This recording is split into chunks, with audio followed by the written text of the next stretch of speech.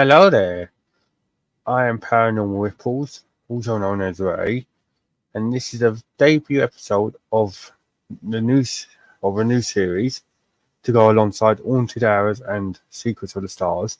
This is the Conspiracy Nexus. In this series, I will be talking about conspiracies in the world and let you leave it up to your imagination if you want to believe them or if you think they're hogwash.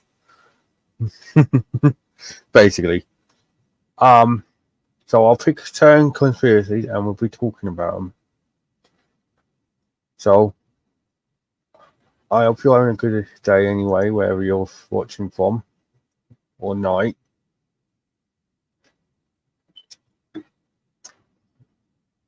And oh yeah, let's get into the conspiracies.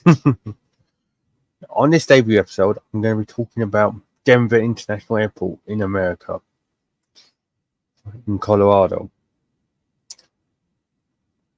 If you don't know about Denver Airport, well, you're in for a treat.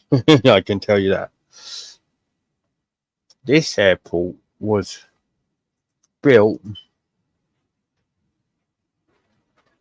in, let's have a double check of the date because I don't want to get it wrong for you. But I believe it was opening in 1994.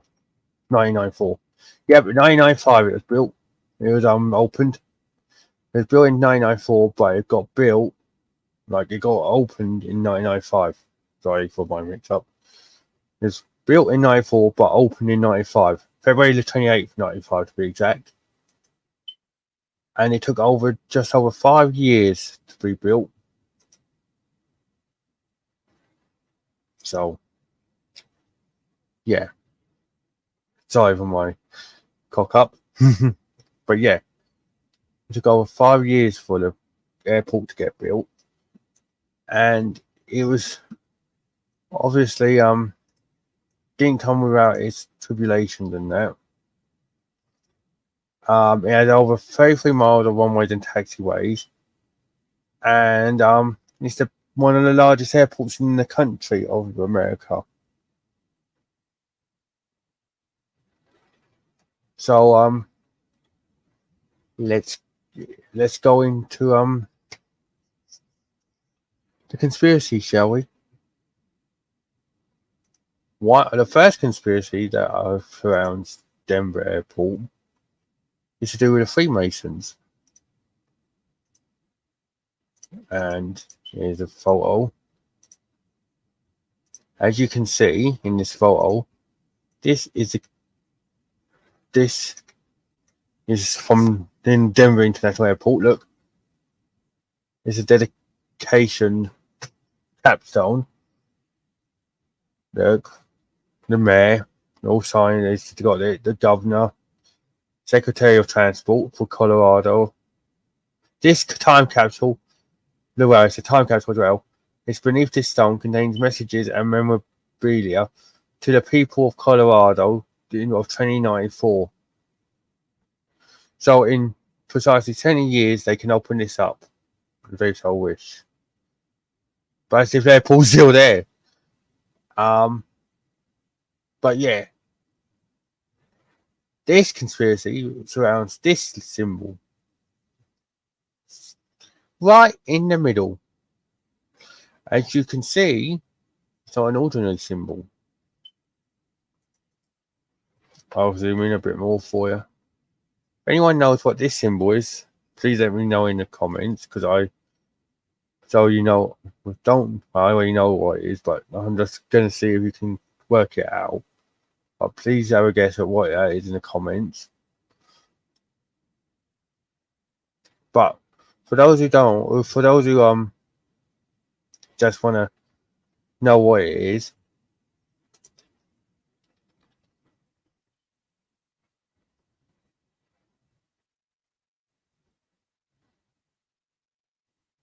here we go. It's a Freemason symbol.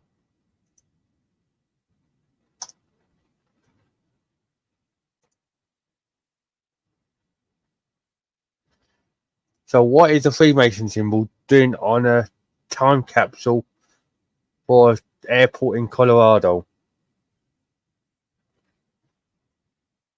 That's one of the conspiracies surrounding this airport.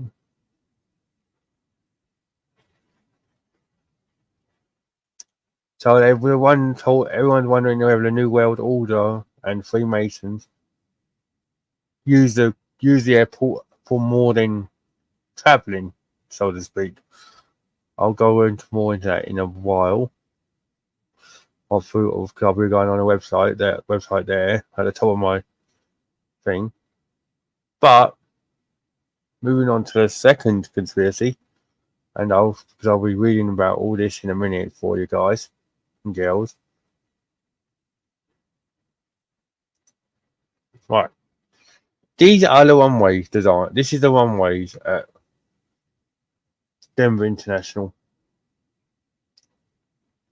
Can you see anything here which is a bit alarming?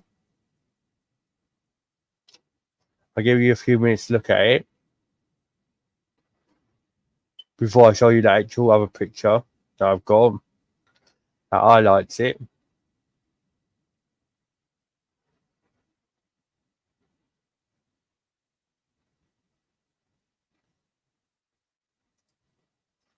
So if you can work it out, go on.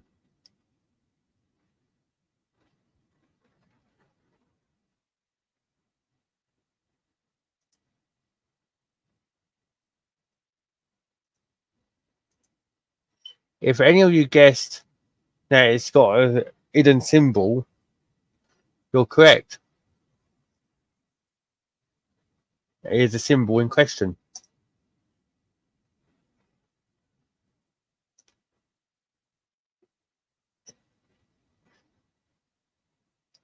A swastika. Not as defined as a swastika, like from the Nazi Germany regime, but you can see that it's clear. Why would you design an airport runway like that? Even if it's not 100% up there, why would you have it like a swastika? What are you trying to hide, as they say? Obviously, people have brushed all this off, but look, it's so defined. Look, you can tell. It's crazy.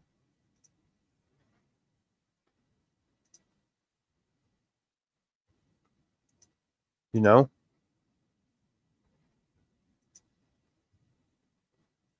Anyways, that's not all the conspiracies surrounding Denver International Airport. Another one is to do with this crazy blue horse here with glowing red eyes. Yes, they're glowing, aren't they? That is spooky. Well, I'll tell you a little story about this horse in a minute.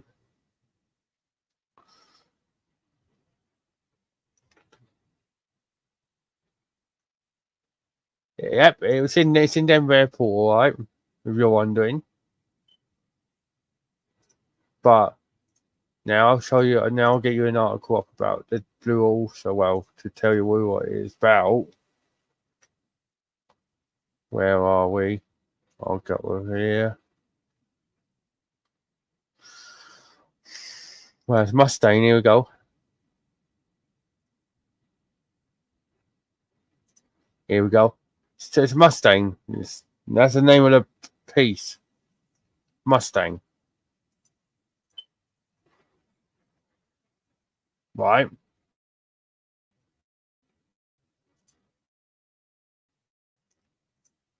Mustang. Let's open it up the web page. This is Denver Library's website. And obviously, they've gone into the conspiracy to let you know everything. If you look. There we go. And this is the bit in question to do with Mustang, the glowing red eyes. And these glowing red eyes. Another piece of artwork that receives more than its fair share of online attention is Mustang. The giant blue rearing all statue with glowing red eyes, more commonly known by its nickname Lucifer. The fact that Luis Jimenez, the artist, or Louis Jimenez, someone correct me if I'm wrong, the artist who created this sculpture, was killed when a piece of the artwork from it broke loose and severed an artery in his leg, has undoubtedly helped fuel the rumours and speculation regarding the 32-foot tall creation. However, the so-called demonic nature of the installation remains unsubstantiated beyond the fact that people find it eerie.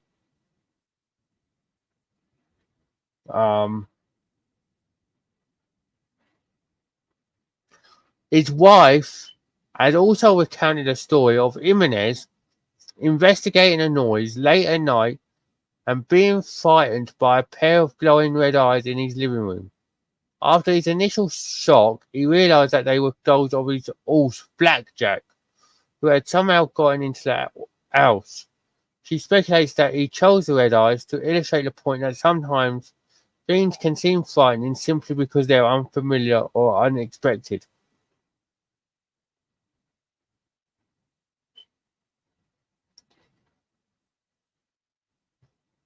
But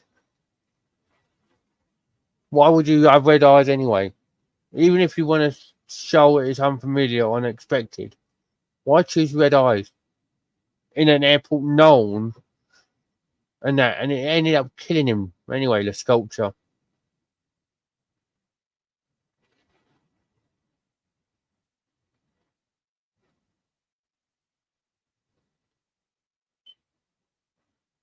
You know what I mean?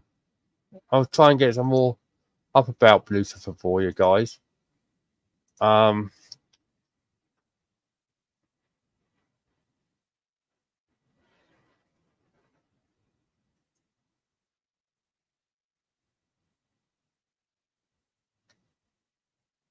no.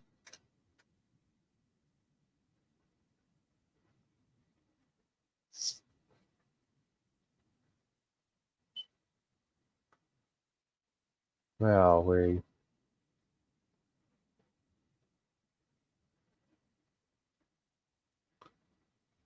Right. This is from Up magazine, and this is what they've said about Denver International Airport, guys.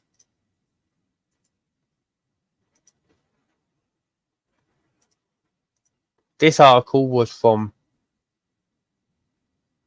like I said, from Up magazine. Doesn't tell you when it was published, fortunately. But look, on February the 28th, 1995, Denver International Airport officially opened $2 million over budget, I believe that is.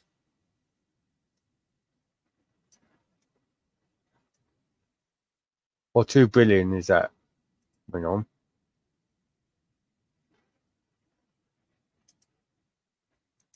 We can have a look out there. But I think that's 2 billion in it. Might have a quick look at that. That's 2,000. That's 2 million, I believe. And that is 2 billion, I believe. I believe.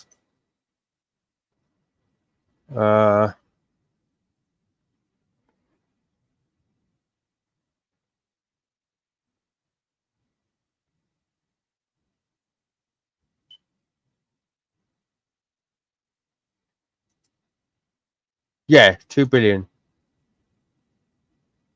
Looks like. Well, anyways.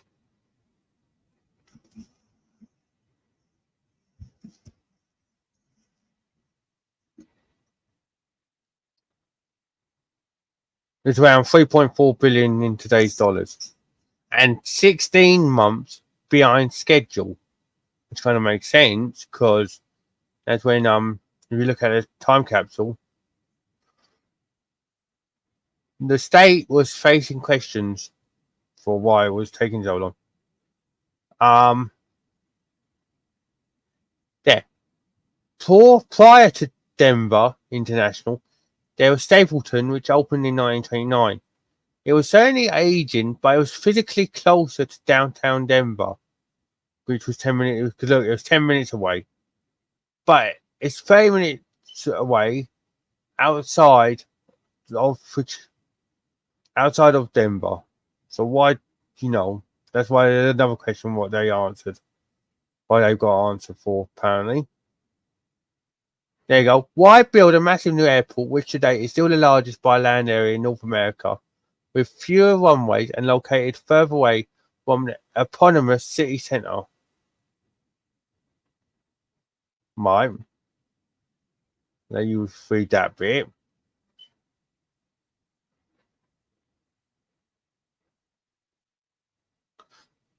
Here we go.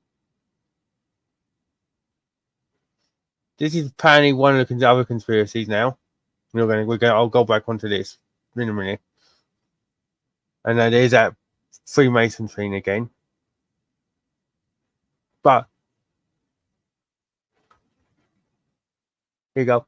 Is this why no one has been able to get an accurate or old picture of what's actually under DIA? Because look, Teflon coated fiberglass implemented in underground development to counteract any potential ground penetrating radar. Why would you use that if you know? That's another question.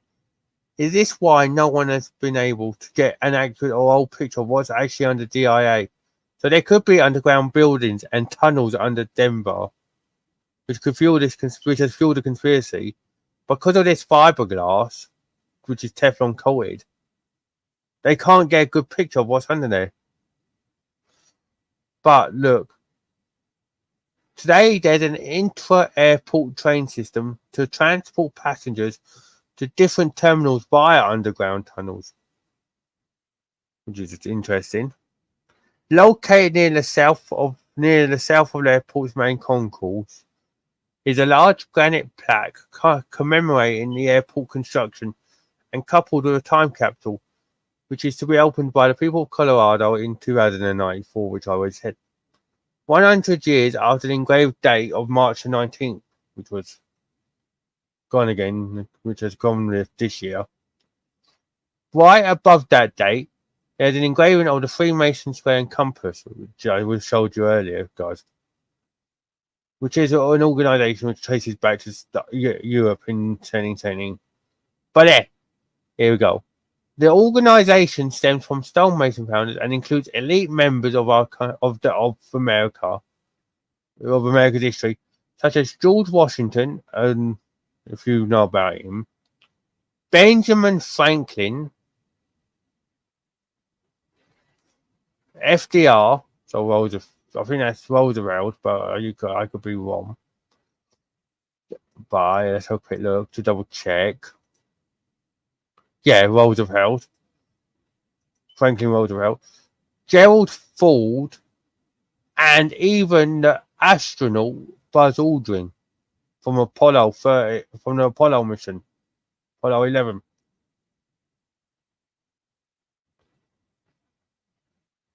Why is he a stone? Why is he a Freemason?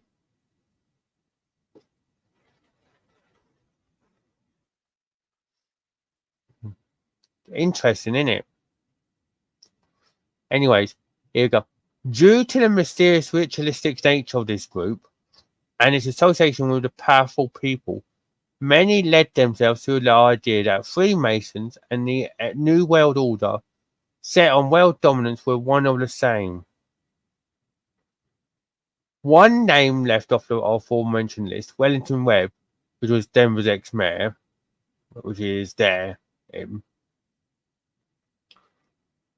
and head of the Denver Development Project.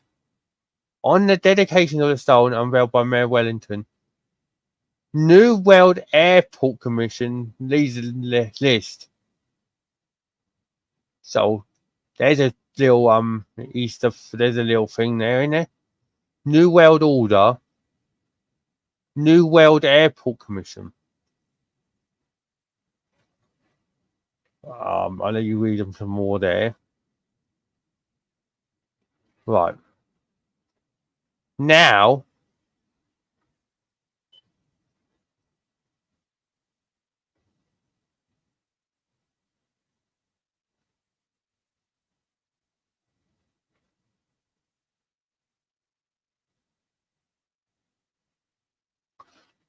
I'll read this and then I'll go on about Lucifer and then I'll go show you the rest of what on the Denver Library. Sophisticated.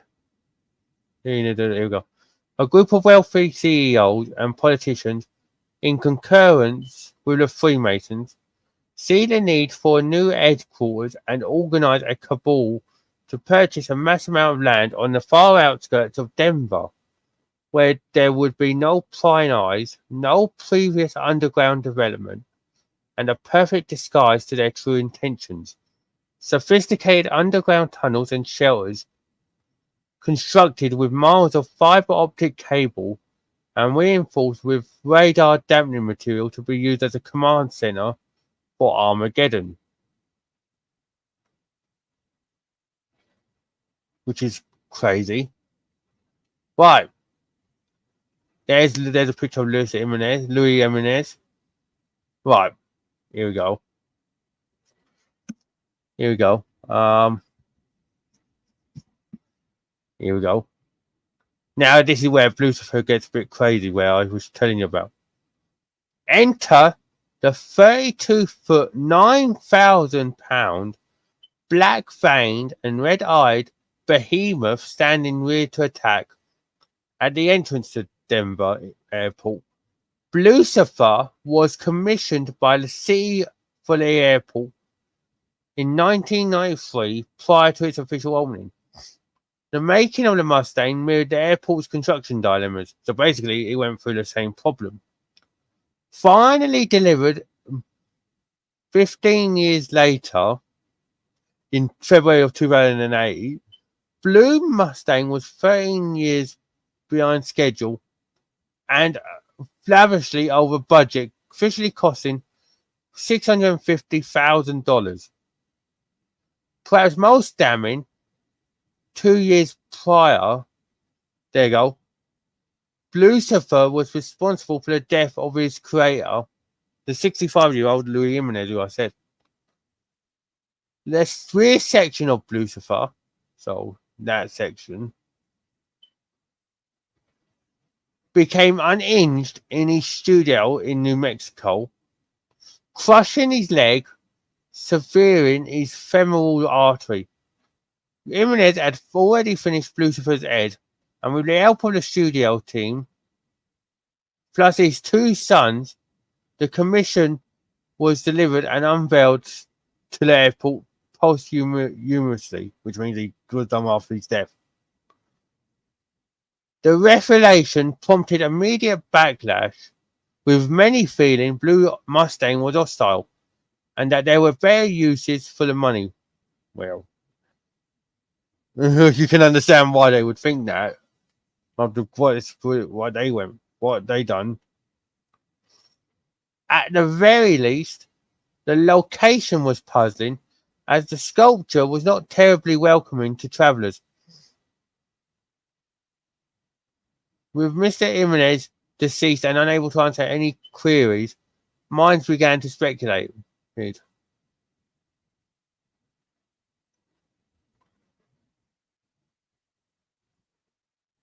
No, there is a better picture of Louis Jimenez.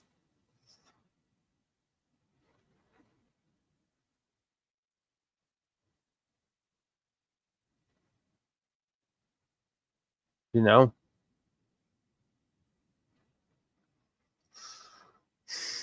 No, it's crazy.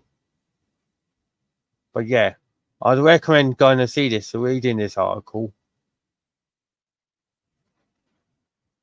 Enough magazine. But going back to this now. There's Anubis,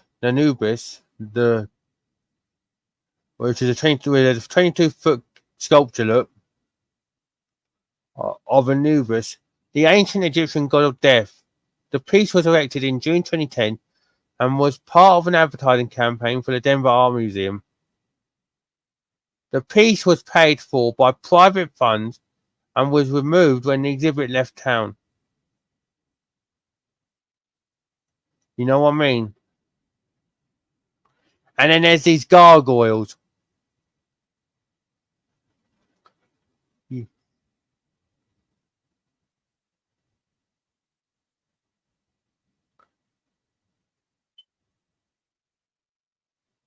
I'll let you read the research about these gargoyles, but you'll see something really nego. Despite their innocuous tongue-in-cheek nature, their demonic visages have nevertheless led some to conclude that they are further evidence of the airport's sinister secret purpose. But I'll let you have a look about them. Some more information here, look. And now there's more stuff here, look. This brings us, look.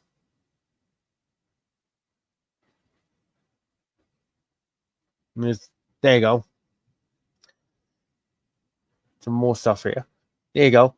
And this brings us to those all aforementioned underground bunkers. While it's true that there are a great number of tunnels beneath the airport, the notion of what amounts to an underground city, as is often described, is fanciful at best. A facility the size of DIA requires a significant number of maintenance tunnels, not to mention the sheer amount of passenger baggage that needs to be routed throughout or routed. It's therefore not surprising that there is a substantial facility beneath the terminals. But look, New World Airport Commission on there again. Look.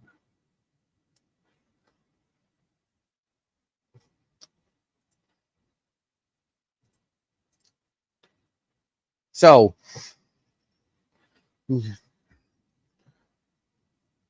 about Denver.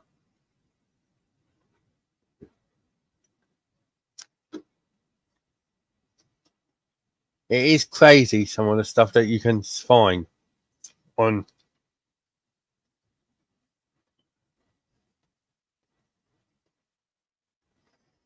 But let's open YouTube back up.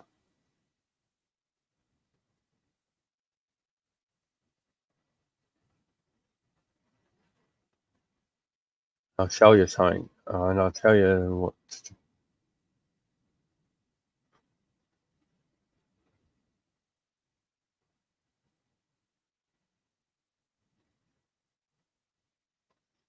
So give me 2 seconds, guys.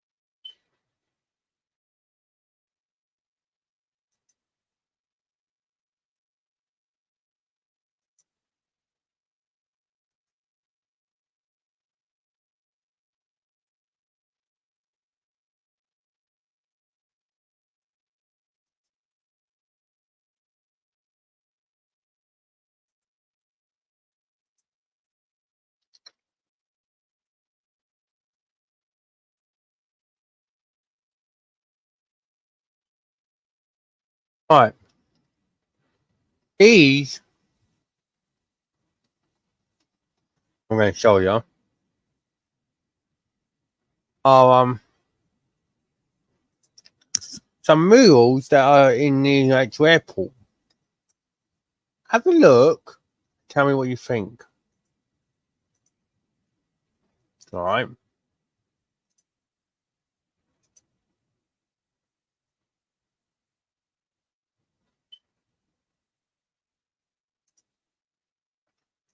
So yeah, have a look and tell me what you think about them. All right.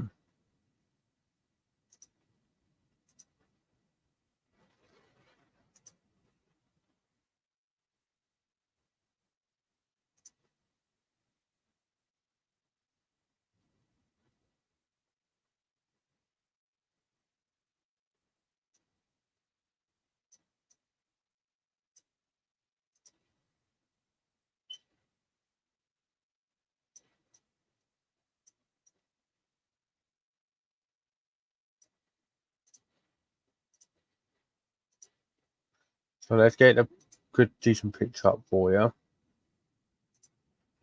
everyone.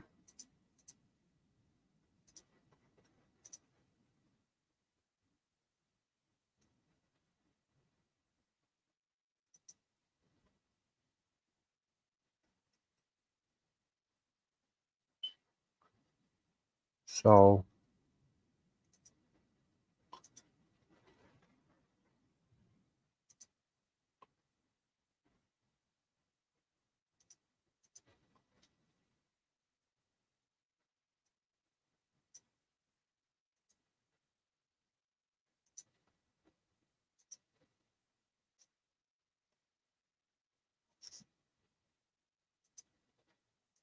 right, here we go. This is the first mural, and it's titled, I believe, "In Peace and in Harmony." Yeah, in peace and harmony with nature.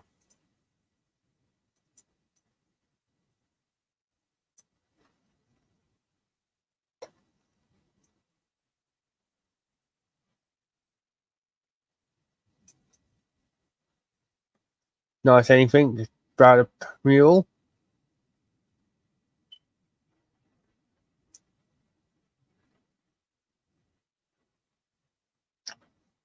I'll get a video up in a minute, and then you can see something about them. But that's the first one. Second one is "Children of the World Dream of Peace." Is this one?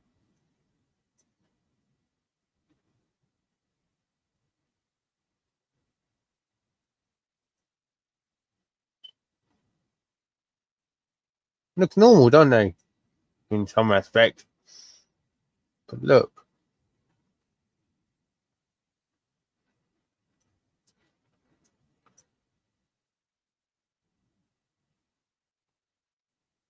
crazy, isn't they? Right.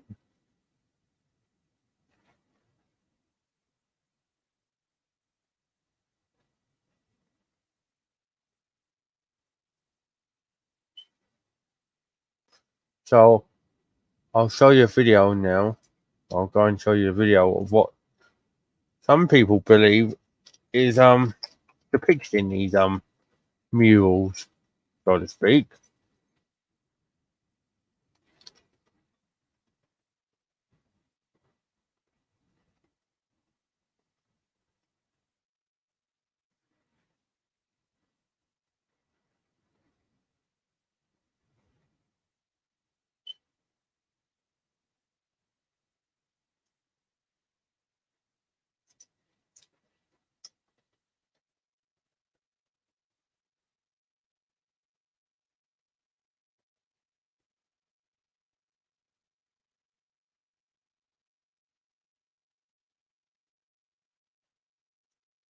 On this student. Right, can you get ready? Oh, I'm gonna just show you in a second. Right. Once I find this what I want.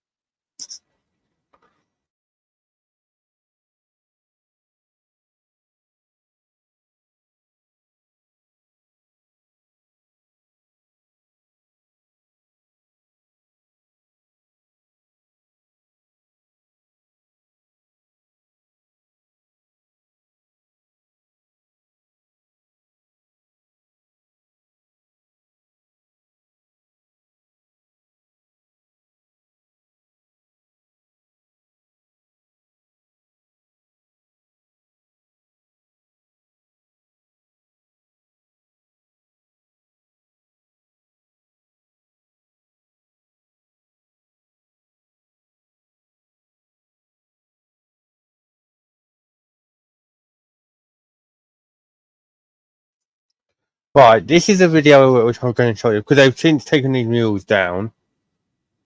Right, this is a video on TikTok by Ninjas Are Butterflies. Have a listen to what this guy says.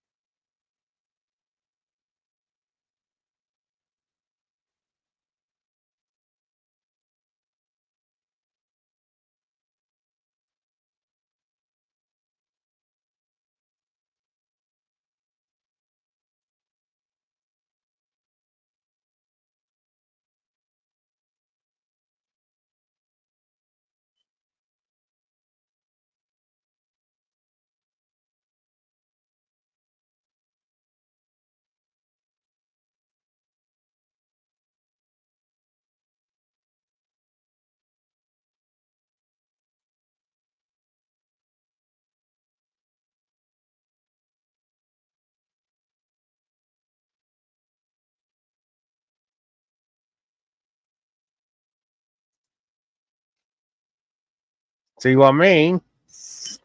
Why did they have that up in the airport? Like, literally, you could have had anything commissioned for the airport, but when you go into approach Leo, or is it Leo or Leo? Hang on. I'll soon let you know. I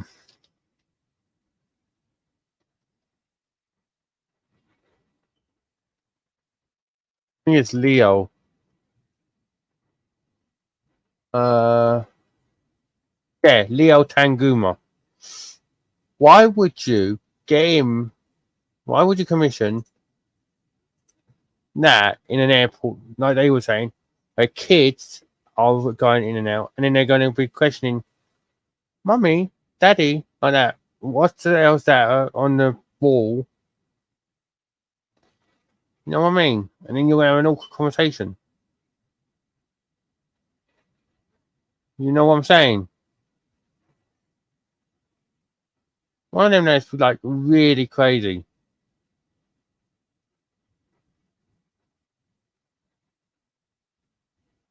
Like I can understand commissioning certain paintings and murals, but like they were saying, you're in Colorado. It's known as the Smile Eye City.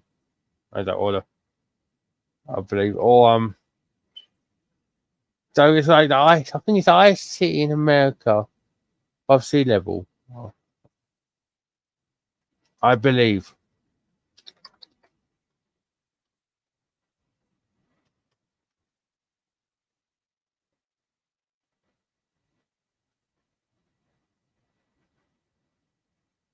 No, it's not the highest. One lot. One it says ain't on here go to the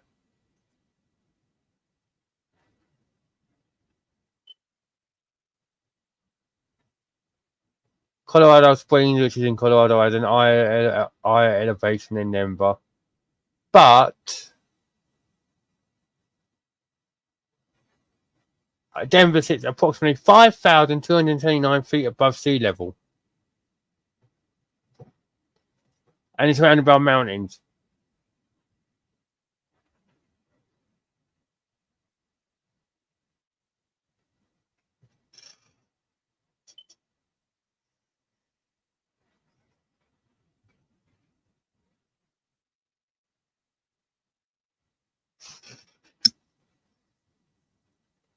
So yeah, why would you not commission something else in an airport like that where kids are running around? You could have, like I said, you could have mountains. You could have like your national animal, like not national, but you know, your state animal, your state whatever, state flower. But you choose them, but you get him to commission them. Like, really? Anyways, there's some food for thought here on my first ever episode of Conspiracy Nexus to do with Denver International Airport. I'll be going on more on the topics with like more and more topics. Like, I'll be choosing some. If you've got any that you want me to discuss, leave them in the comment section. Like and subscribe if you enjoyed this video. And I will be back again tomorrow or later, as it's 25-3 here. Not 25, 10 to 4, I should say, not 25-3. Silly idiot. Anyways, I'll be back on again later with Haunted Hours, talking about a certain place in America that I mentioned in my previous episode. Or in the first episode, if you can remember which one it was. I did that there as a little teaser to watch the other 2 videos. But thank you very much for joining me. Like I said, I've been Paranormal Ripples,